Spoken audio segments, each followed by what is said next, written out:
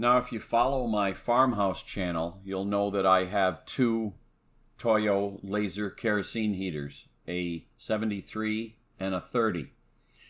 Well, I had a chance to pick up another used 30 that had been rebuilt, and I thought I would put it in the kitchen because living in an 1860 house, even though you've insulated and done the best you can, when that north wind is howling, it gets cold.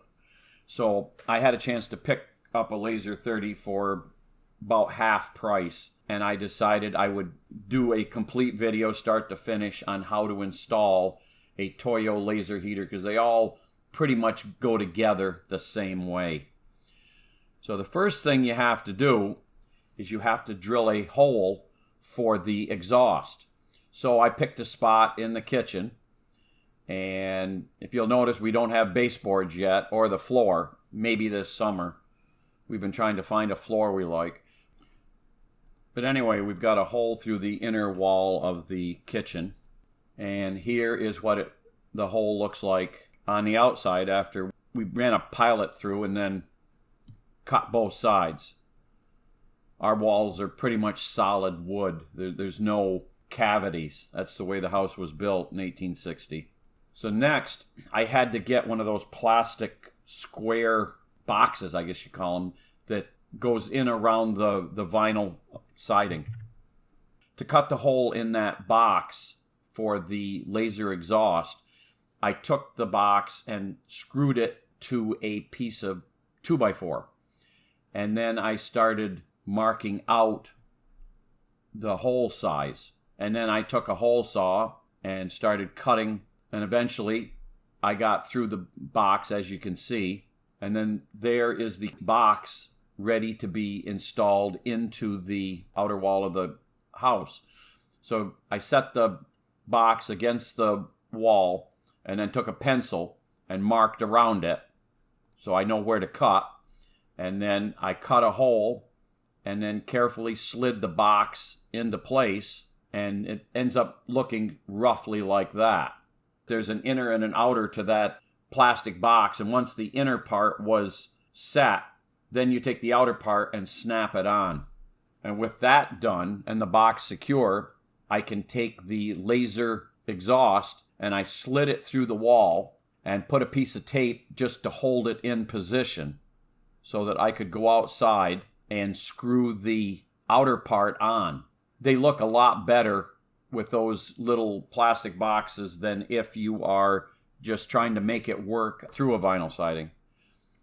So on the inside, I grabbed a chunk of our proposed baseboard and wanted to make sure that it was going to clear, because after we get the floor done, that old style baseboard we're going to put on. So anyway, it's now time for the hole for the kerosene line. So I took a spade bit and a long extension, attached it to my drill, and went down cellar and drilled through the sill of the house. And you can see that I've got the hole, and I poked out the 3/8 soft copper. There's the roll of it. I think I bought a 50-foot roll. So the next step was to turn my attention to getting the line to the heater. Here you can see I pushed it through the hole in the sill that I drilled, and I pulled it through the wall, and there is the little spade bit where I had drilled through the wall by the heater. And so then what I have to do is poke it through the wall, and there's the loop that eventually I'm going to take care of, but for right now I tucked it in under the hose holder just for temporary. On inside, there's my baseboard again, making sure that the line is just above the baseboard. So now what I have to do is I have to put a flare fitting, because the laser heaters require a flare, not a compression. You got to make sure that the nut is on the kerosene line. First step is clamping it in the little clamp bar. So then you put your oscillating or eccentric flare tool on. I've used the straight crush They don't work as well as the oscillating. Now here's the difference between a straight crush flare tool and a oscillating flare tool. This image is of the straight crush where it just pushes straight in. It may or may not work. It's not at the right angle, so you have to kind of reform it when you're tightening it down. Look at the difference of a correctly made one with the oscillator that goes in and goes around and flares it out. That is the kind that works the best. So anyway, getting back, you can see that the tip is now in and I'm tightening it down, and then you start cranking on it until that latch clicks. And when you pull back and take that oscillator out of there, there is your perfectly formed flare. And out of the tool, there you can see what it looks like. The nut is slid up on it. You can see that it fits perfectly. The heater is in place, and I have carefully bent the kerosene line, trying not to kink it. And then I bend it again, and that flare that we just made now goes on the fire valve of the laser. So the next step was to turn my attention to getting the line around the inside of the basement to get it over to where my valves are. Coming back to the main junction, on the right in the back is the valve coming from the tank. On the left, that's just out of frame, is the valve for the Laser 73. In the foreground, that valve is for the Laser 30 out in my mudroom and shop. So you cut the feed pipe with a pipe cutter, and then I took a valve. Now these are all compression. I prefer compression even though it is a petrochemical. And I put a T in and then a little short 90-degree loop of copper and put the valve in place. And there's, if we pull back, you can see all the valves. Then I hooked up the line coming from the wall where I had put it outside. Then it's finally time to install the exhaust and the air intake. That's pretty much standard for all of them. If you've done one, you can do any of their models. On the Laser 30s, the exhaust is on the lower left as you're facing it. So you plug it in and there's a clip, and then it comes over to the port that goes outside and it connects in the side. Then your intake, for your intake air, it comes in through the top of that exhaust assembly, and then it comes down and it will go in that fan right there. That's how it's sucked in. And that's basically all you need for the intake and the exhaust. It's that simple. Last step I have found is, especially with an old house, the thermistor. You don't just put it on the wall because the wall is cold. So I built on all of my heaters just a little standoff that keeps it away from the wall so that the room air circulates in back, and it makes the thermistor read the room temperature better than if it was against the cold wall. So there is our heater ready to run. So we're going to do a first fire to make sure that the thing actually works, because up to this point we're taking the word of the guy we bought it from. There ought to be something. There we go. There's a little bit of blue flame.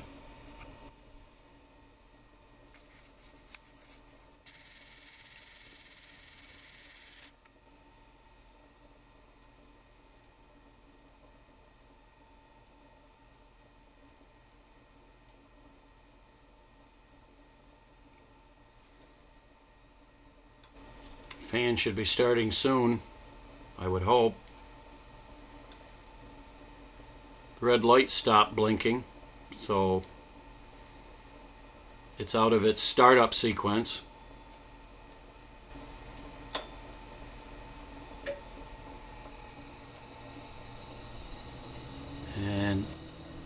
There's the fan. And we're getting heat. Success. And eventually that tower will glow red. Okay, there you go. There's your Laser 30 running wide open. Tower is bright red, blue flame at the bottom, and she's pumping out a full 15,000 BTU.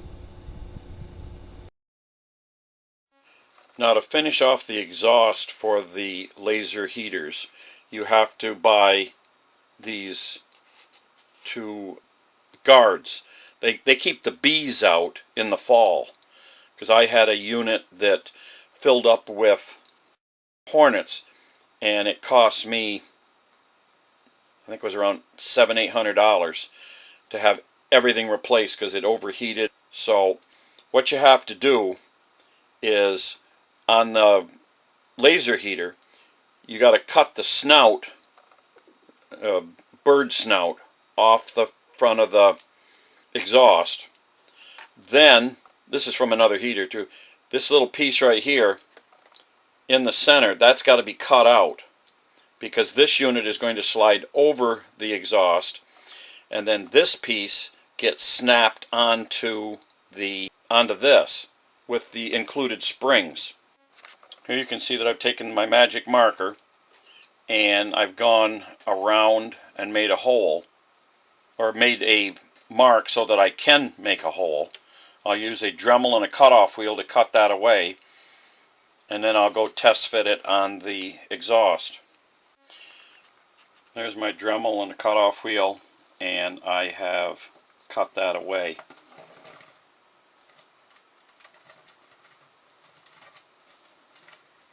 Last little piece hanging on. There we go. So now that gets put on the outside of the exhaust. Okay, with that pushed on, you notice that I'm trying to put this square around a round piece. So the edges right here, they have to be spread out just a little bit so that you can get it on. So now what I've got to do is, like I showed earlier, this bird guard has to be cut away. If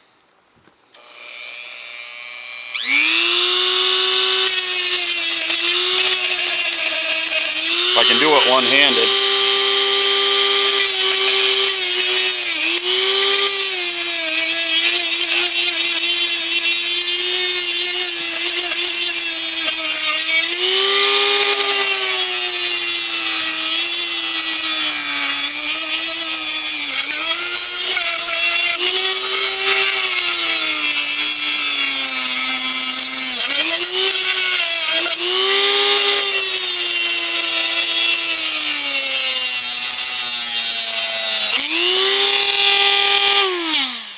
There we go.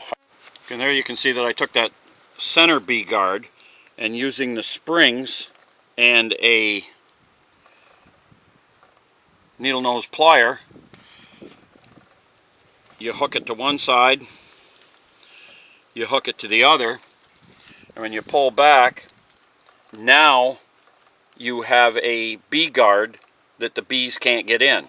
I know it doesn't happen often, but when it does, it's a very expensive proposition. Now these bee guards, they come from the RV industry, that they're put over the various hot water heaters or the propane gas heaters, because the bees love a petrochemical exhaust. So that's why they go in. Well, nobody's done it for the laser kerosene heater industry, and it does work. I've been using it for about 5-6 years. Now the installation of the laser heater is complete. You saw me run the line and hook it up inside. But what I'd like to do, because this, as you can see, it's just kind of hanging, that kerosene line, I'd like to take and put some elbows in it and keep it closer to the house so it doesn't get caught on anything.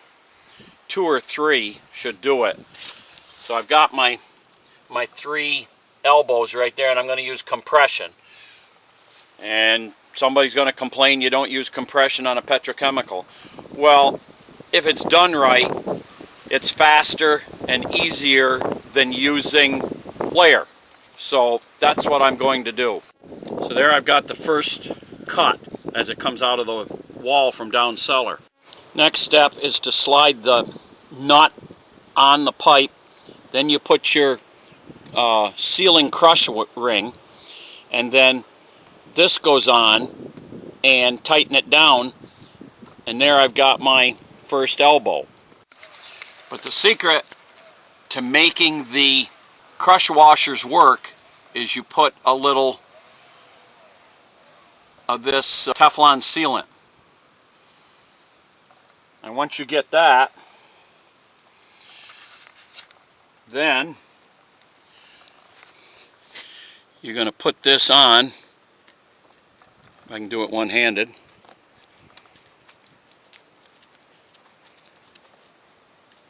And tighten it down. And use a couple wrenches. And once you've got that tightened down, then you come over and repeat the process for the end that goes through the wall to the heater. And there's the second one. So then I should be able to just loop that down under my hose holder up to this one. And it won't stick out of the house so far, hopefully. There's the whole distance. Okay, I've got that one attached. It swings under the mount. It comes up, and there's where I'm starting to cut it. And there's all the excess that I'm not going to need. So that'll get cut and then drop down onto that elbow, and it should work. And it's going to be tight to the house, and it's going to be a lot better than it was. So there we go. The last connection is made. Then it swoops down under my hose holder and over to there, where it turns and goes into the house, back to the valve that I've got to turn on. Now, even with a flare fitting, you can sometimes get a leak. So what you're going to have to do is, after you turn it on, make sure the connections are dry and come back in a day or two and see if you've got any pink wetness. And if you do, you take a couple crescent wrenches and hold one end and crank down on the nut, but I think that's a lot better than what we started with. So now the heater is fully operational, at least to my standards. Now, if you've watched any of my farmhouse videos, you know exactly how my kerosene is run. So this is the valve that I'm going to open to feed that line. And up there are my other valves for my other kerosene units. There's the brand new line that I ran. So I'm going to go back out, I'm going to check it, and it probably will be okay. I may have to tighten it down in a day or two if I see any wetness, and then it'll be good forever. And that concludes how I install a laser kerosene heater. That will be my third, so I kind of got an idea on how to do it. Total time was about 3 hours, give or take.